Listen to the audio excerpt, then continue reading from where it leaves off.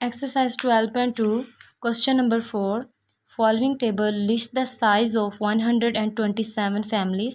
अब यहाँ पे साइज़ ऑफ फैमिलीज़ दिए गए हैं आपको और फ्रीक्वेंसी भी बता दी गई है हर एक के सामने। तो यहाँ पे फाइंड क्या करना है, compute the mean median and mode. ये तीन चीज़ें निकालनी है, मीन मीडियन एंड मोड।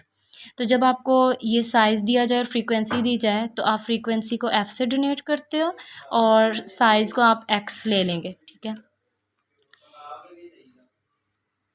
अब जो हमने यहाँ पे टेबल बना लिया सेम टू सेम जो आपको बुक पे दिया गया था उसको मैंने इस फॉर्म में बना लिया है। सामने साइज़ को हमने एक्स से रिप्रेजेंट किया और फ्रीक्वेंसी आपके पास एफ़ होती है, एफ़ से आप इसको रिप्रेजेंट करते हो। अब यहाँ पे आपने मीडियन सबसे पहले हमने मीन निकालना है, तो मीन के लिए फ्रीक्वेंसी और एक्स को हमने मल्टीप्लाई करना है। यहाँ से एफ एक्स निकालेंगे हम, और ये हम जब मल्टीप्लाई करेंगे 251 टाइम जो है 102 आंसर आएगा।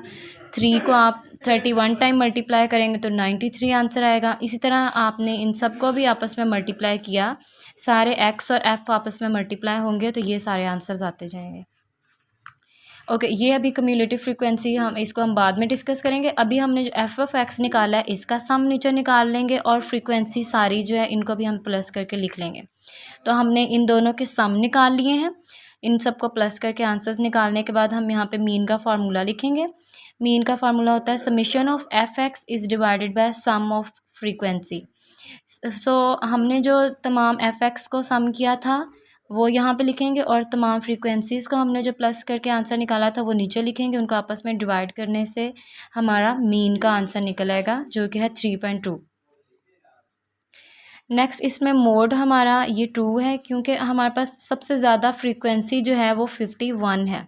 सो 2 जो है वो 51 टाइम रिपीट हुआ है, 251 टाइम आ रहा है। सो 2 जो है हमारा मोड का आंसर है क्योंकि ये मोस्ट रिपीटिंग नंबर है जो कि इसकी फ्रीक्वेंसी सबसे ज़्यादा है। सो दैट्स वाई 2 हमारा मोड आ गया। आगे है मीडियन। अब मीडियन के लिए ना हमने कम्युलेटिव फ्रीक्वेंसी का एक एफ एक्स के आगे आपने इस तरह से टेबल कॉलम बनाना है। अब कम्युलेटिव फ्रीक्वेंसी कैसे निकलती है, ये जो आपको ऑलरेडी फ्रीक्वेंसीज़ हमने लिखी थी, पहले वाली को एज इट इज़ लिखा है हमने। अब नेक्स्ट हमने ये वाली कैसे निकाली है, ये 51 हमने जो ऊपर वाला पहला आंसर आया 51 जो हमने पहले ली थी उसी को लिखा और उसमें ये जो दूसरे वाली फ्रीक्वेंसी है इन दोनों को प्लस किया। ऊपर वाली 51 में नीचे वाली फ्रीक्वेंसी को प्लस किया है, ऐड करके जो आंसर आया वो हमने यहाँ पर लिख लिया। तो ये दूसरी हमारी कम्युलेटिव फ्रीक्वेंसी आ गई है। इसी तरह ये जो प्रीवियस आंसर आ रहा है उसको हमने इस नेक्स्ट नंबर के साथ प्लस करके नेक्स्ट हमने कम्युलेटिव फ्रीक्वेंसी का आंसर निकालना है। इसी तरह अब नेक्स्ट हमारे पास ये जो 109 है इसमें भी हमने इसके सामने जो फ्रीक्वेंसी दी हुई है इसको प्लस करना है। इसी तरह जिस तरह हमने ऊपर से प्रीवियस फ्रीक्वेंसी का जो आंसर आया था उसमें नेक्स्ट यहाँ से फ्रीक्वेंसी को आपस में प्लस करके आंसर लिखा है, सारी इसी तरह निकालते जाएंगे। यहाँ पे एंड पे हमारा आंसर आया है 127। अब ये जो एंड वाला फाइनल आंसर है इसको लेना है। अब 127 को आपने 2 पे डिवाइड करना है, ठीक है। 2 खुद से हमने लेना है, हम ये हमारे पास फार्मूला है एक तरह से। अब 127 जो हमारी आखिरी कम्युलेटिव फ्रीक्वेंसी आई है इसको 2 पे डिवाइड करेंगे।